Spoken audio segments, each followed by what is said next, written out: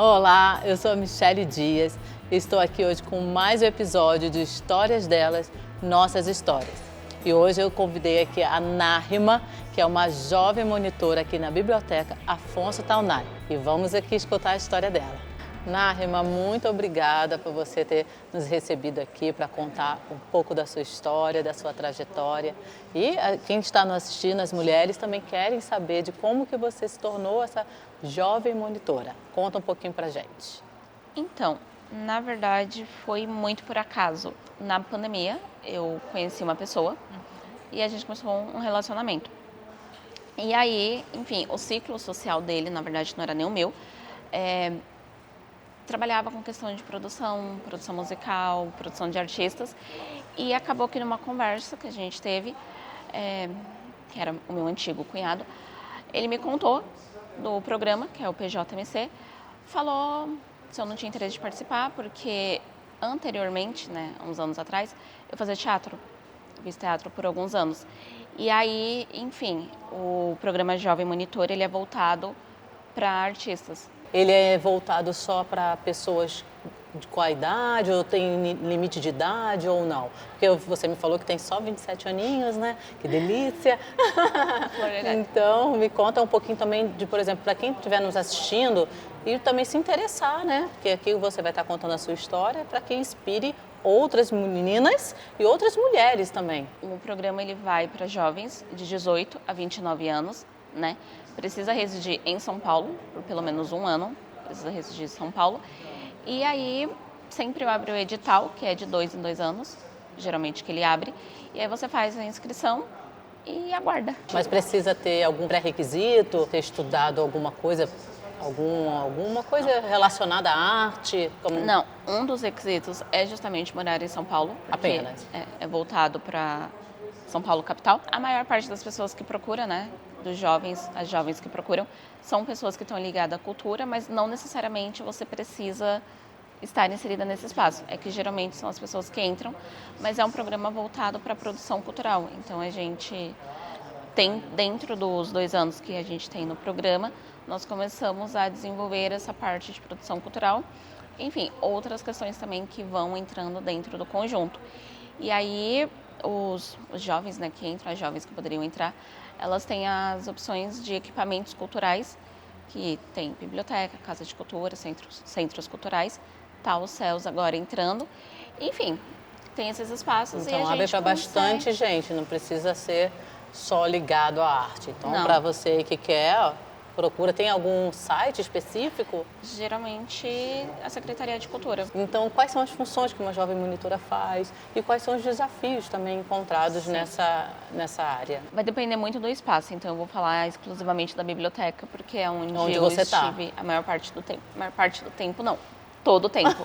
Acho que um dos primeiros desafios é o público, porque é algo completamente diferente do que... Você lida diretamente com o público. Isso, mas eu não sei se para todas as mulheres seriam, mas para mim foi, porque eu mudei totalmente de área e de ambiente que eu estava. Eu estava em um determinado ambiente e vim para outro. Então, o público foi uma primeira questão, porque são públicos diversos.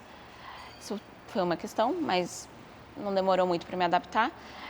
E de resto, é só adaptação com o espaço, porque é um ambiente novo, é uma forma de trabalhar nova, tem algumas questões que é particular de uma biblioteca, como organização de acervo, que era uma questão que eu não conhecia, nunca tinha tido contato. Durante esse tempo, eu relembrei o gosto que eu tenho pela área da psicologia, que era uma coisinha que estava guardada e aí reacendeu.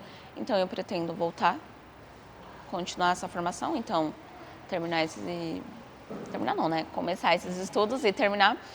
Mas também tem a parte cultural, a parte do teatro, que é um lugar que eu amo e que eu não pretendo abrir mão. Então, é uma conciliação entre essa parte artística, que é do teatro, e a parte profissional, que está se encaminhando para a psicologia. Você já fez o curso de teatro? Já. Teatro é maravilhoso.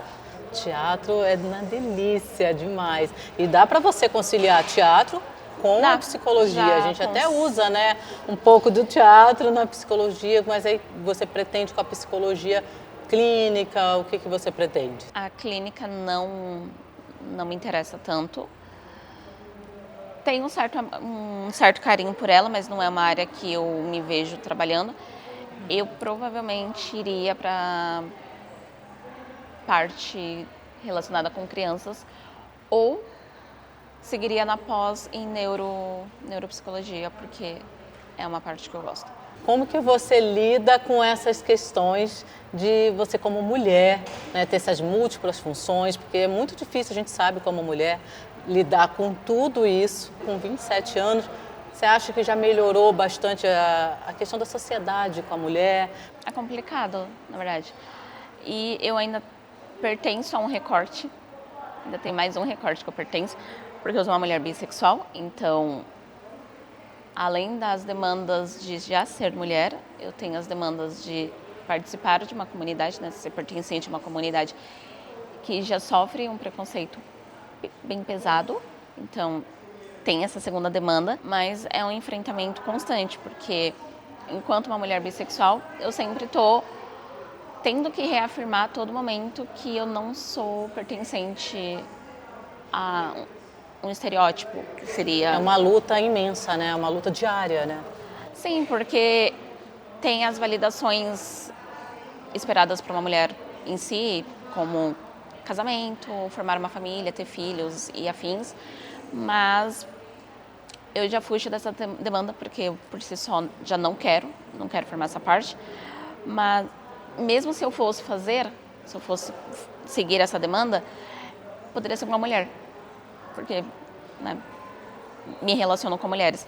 E aí já é uma quebra de expectativa imensa, porque é esperado um padrão de comportamento que eu faça com homens.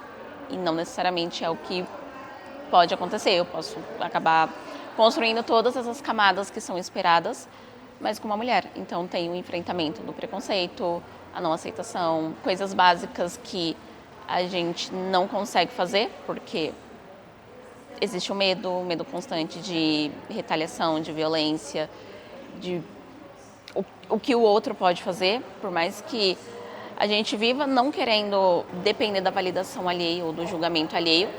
Porque nós somos livres, né? Sim, a gente nós é somos livre. livres para fazer o que quiser, mas infelizmente, né, a sociedade é muito preconceituosa ainda, né? Infelizmente. Sim. E tem essa questão. Então, por exemplo, enquanto com relacionamento com uma mulher, por exemplo, existem alguns afetos que às vezes eu preciso pensar antes de fazer, porque dependendo do espaço que eu tô, ainda que dê para fazer o que eu queira fazer, às vezes não dá, porque tem uma segurança em primeiro lugar que eu preciso colocar tanto para mim quanto para ela. Então são essas questões que é uma luta diária para acabar ou diminuir o máximo possível. Por isso que a gente está aqui nesse podcast, para a gente tentar, né, empoderar cada vez mais e dizer cada vez mais para nós primeiro, porque às vezes a gente tem que falar para a gente primeiro, eu posso, e Sim. Principalmente para o mundo. Não, deixa a gente ser livre, Exato, deixa a gente né? fazer Mas o que a gente aquela quiser. questão entre o seu eu e o coletivo. No seu eu, de fato, sou livre, sou dona de mim mesma, faço o que eu quero, o que eu não quero, enfim, tenho um controle da minha vida, mas eu ainda sou uma mulher que também precisa lidar com as camadas sociais e saber, enfim, dançar nesse ritmo para não perder a mão. Que bom, né, que você está falando sobre isso, para que outras mulheres, outras meninas também, que são bissexuais, que também passam por isso, vejam que você passa por isso, mas que é possível esse enfrentamento, é possível você lidar de uma forma ainda não tão do jeito que a gente quer, não tão natural, mas que é possível esse enfrentamento. Eu acredito que tudo começa com se conhecer. Então, sei lá, antes de... Era o que eu teria dito para minha versão de 15 anos ou de 14 anos que estava perdida. Eu acredito que antes de gritar para o mundo que você é, primeiro ter certeza lá dentro que de fato você é aquilo. Porque quando você tem certeza do que você é e você já está segura de si, segura do que você sente ou do que você vai afirmar dali em diante, fica muito mais tranquilo, de certa forma. Mesmo com as porradas que a gente toma, é mais fácil se reerguer e é mais fácil bater de frente. Então, sei lá, se eu me reencontrasse há 10 anos atrás, eu com certeza daria esse conselho. Peraí, antes de você falar qualquer coisa ou se reafirmar, espera um pouquinho, toma essa força para você, se reencontra, se conecta com você mesmo o máximo que você pode e depois só vai, que a caminhada fica linda e floresce de um jeito muito bonito e, enfim. Não, viu, Marma? Que lindo! Você é tão jovem, com 27 anos, mas já tão madura, porque você sabe o que você quer, você se encontrou, você tem esse também cuidado de ter esse autoconhecimento, que é super importante, independente da idade, mas acredito não, tenho certeza, né, porque eu com 42 anos, você ainda vai crescer e amadurecer cada vez mais, né, porque a gente não para nunca de aprender. Não, o amadurecimento é constante. Então, assim, te agradeço imensamente por você ter falado um pouquinho da sua história, ter contado um pouco de você, né? Você não falou só da sua trajetória profissional, mas um pouco da sua... se expôs pessoalmente. E, assim, isso é muito bonito, muito importante. Não só bonito, mas importante para que outras meninas, outras mulheres que estejam em casa, que estejam nos assistindo em casa ou em qualquer outro lugar, falar, não, eu também posso. Sim. Essa é a intenção maior do nosso podcast aqui, de Histórias Delas, que são as suas histórias, sua história, junto com a minha, junto com as outras mulheres que vão passar por aqui, para que a gente possa alcançar mais mulheres, empoderar, inspirar outras mulheres e que elas também possam vir junto com a gente. Então, eu queria que você deixasse agora uma mensagem para todas essas mulheres que vão estar nos assistindo. Eu agora com 27 anos, às vezes eu olho para minha versão de 5 anos e eu fico, não cheguei aonde eu quero chegar, mas a minha versão de 13 anos está muito feliz. E com certeza se ela me encontrasse, ela ia ficar, a gente chegou lá. Então é só isso, confie em quem você é. Se você tem um desejo, uma vontade dentro de você, agarra, cuida, alimenta, porque cresce, floresce e é essa energia, é essa chamazinha que vai crescendo, vai dando combustível para você, enfim, se tornar a mulher que você quer se tornar, alcançar o que você quer alcançar, enfrentar as questões que, enfim, vêm pela frente. Porque é isso, não dá para esquecer quem você é, de onde você veio, porque ali é a sua raiz, é onde você pisou, é o chão que você pisou. E não que ele vá mudar o seu futuro, mas ele te dá um direcionamento muito bom. Ou para onde você quer ir, ou para onde você não quer chegar. E, enfim, ele é um separador incrível. Viu? Uma mensagem incrível que você deu, não só para quem vai estar nos assistindo, mas para mim também, que eu acho que a gente pode estar junto.